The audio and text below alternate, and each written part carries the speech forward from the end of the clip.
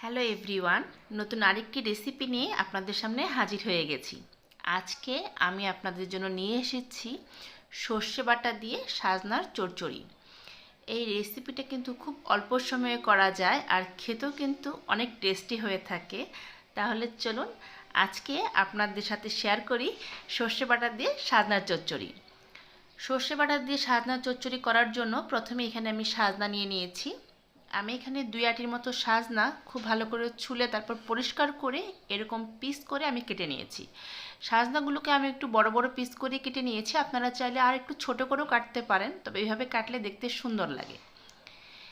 এই সাজনাগুলো রান্না করার জন্য কড়াইতে আমি দিয়ে দিয়েছি সাদা তেল। হাফ কাপের মতো সাদা তেল দিয়ে এখানে 1 চা চামচ কালো জিরা ফোড়ন দিয়ে দিয়েছি। এবার কালো জিরাটাকে 2 মিনিটের মতো আমি তেলের মধ্যে হালকা ভেজে নেব। যখন কালো জিরাটা ভাজা হয়ে যাবে, ধুয়ে রাখা সাজনা ডাঁটাগুলো আমি এখানে দিয়ে দিলাম। দিয়ে আমি খুব ভালো করে একটু ভেজে নেব। এখানে সাজনাতে আমি দিয়ে দেব স্বাদ মতো লবণ।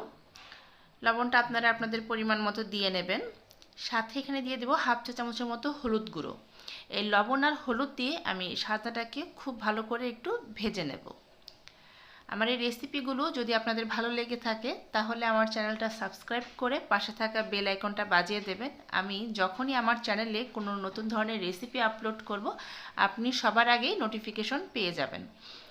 সাজনাটাকে কিন্তু আমি 4-5 মিনিটের মতো লবণ আর হলুদ দিয়ে একটু ভেজে নিয়েছি। আপনারা একটু ভেজে নেবেন, তাতে করে কিন্তু হলুদের যে কাঁচা গন্ধটা আছে সেটা নষ্ট হয়ে যাবে আর সাজনাটা খেতেও ভালো লাগবে। আজকে এই রান্নাটা আপনাদেরকে আমি সর্ষে বাটা দিয়ে করে দেখাচ্ছি। এরপর কিন্তু এই সাজাতে বিভিন্ন ধরনের আইটেম করা যায়, সেই রেসিপিগুলো আমি স্টেপ বাই স্টেপ আপনাদের সাথে শেয়ার করব। তো দেখুন, আমার কিন্তু সাজাটা খুব ভালোভাবে ভাজা হয়ে গেছে। যখন দেখবেন সাজাটা এরকম ভাজা হয়ে গেছে, তখন এখানে আমি একটু ঝোল দিয়ে দেব। আমি খুব বেশি একটা জল কিন্তু এখানে দেইনি। আমি 2 কাপের মতো জল দিয়েছি। দিয়ে সাজনাটাকে একটু ভালো করে আমরা সিদ্ধ করে নেব। অর্থাৎ জল দেওয়ার সময় একটা জিনিস খেয়াল রাখবেন, যেন সাজনাটা খুব ভালোভাবে সিদ্ধ হয়ে যায়, সেই অনুপাতে জলটা দেবেন। খুব একটা বেশিও দেবেন না, আবার খুব কমও দেবেন না, এটা একটু বুঝে আপনাদের দিতে হবে। দিয়ে আমি সাজনাটাকে খুব ভালো করে মিক্সড করে দিলাম। এখন কিন্তু চুলার আঁচটাকে আমি বাড়িয়ে দিয়েছি। সাজনাটাকে খুব ভালো করে এখন যখন ফুটবে, দেখবেন যে ঝোলটা শুকিয়ে এসছে, তখন এখানে আমি সর্ষে বাটা দেব। আমি এখানে সাদা সর্ষে বাটা দিয়েছি, আপনারা লাল সর্ষেও চাইলে দিতে পারেন। আমি সর্ষেটাকে আগেই কাঁচামরিচ আর লবণ দিয়ে বেটে রেখেছিলাম।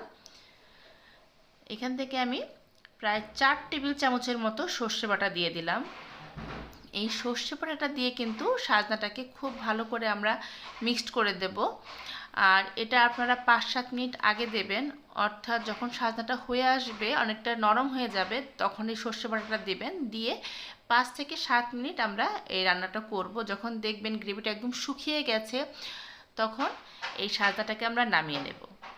দেখুন দেখতে কতটা সুন্দর হয়েছে। এই সাজনার চচ্চড়িটা কিন্তু গরম ভাতের সাথে খেতে খুবই ভালো লাগে। আমার হয়ে গেল খুব সহজে সর্ষে বাটা দিয়ে সাজনার চচ্চড়ি। আমি একটা প্লেটে এটাকে সার্ভ করে নিয়েছি। আশা করছি আজকের এই রেসিপিটা ভালো লেগেছে। আবার ফিরবো একটা নতুন রেসিপি নিয়ে। সেই পর্যন্ত সবাই ভালো থাকবেন।